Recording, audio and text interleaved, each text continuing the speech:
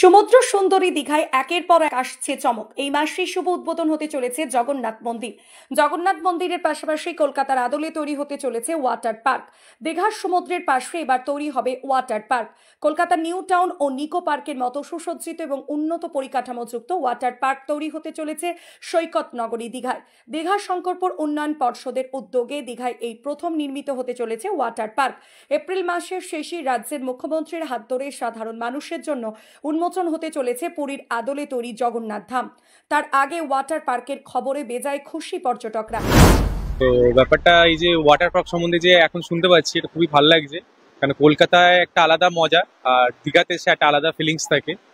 তো এটা সব এটা যদি হয়ে থাকে, এটা তো আমি খুব এক্সাইটেড। তাহলে নেক্সট টাইমের জন্য আরো বেশি আমি কি বলবো, অপেক্ষা করছি।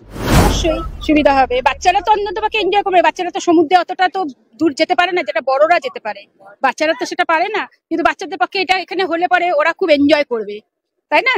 সমুদ্রে বড়রা স্নান করবে, ওরাও পরে এইখানটা এনজয় করবে।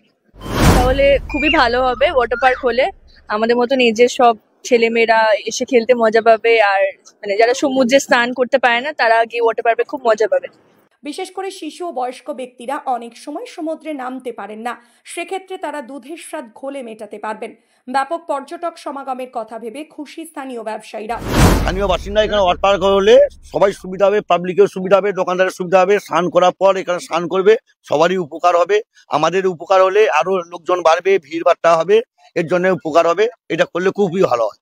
ডিএসডি এর জাহাজ বাড়ি বিল্ডিং এর অদূরে সমুদ্র সৈকতে যাওয়ার রাস্তার পাশে জমিতে তৈরি হবে এই ওয়াটার পার্ক। জগন্নাথ মন্দির উদ্বোধনের পরেই এই ওয়াটার পার্ক নির্মাণের তৎপরতা বাড়াবে দীঘা শঙ্করপুর উন্নয়ন পর্ষদ। এবার ওয়াটার পার্ক তৈরি হলে পর্যটকদের কাছে দীঘার আকর্ষণ আরো বহুগুণ বেড়ে যাবে, তা বলার আর অপেক্ষা রাখে না।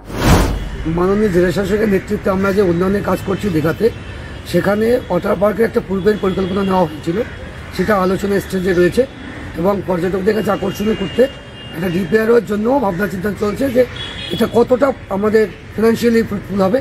সেটা ঠিকঠাক যদি আসে তাহলে ডেভেলপমেন্ট অথরিটি সেটা নিয়ে পজিটিভ চিন্তা ভাবনা করবে।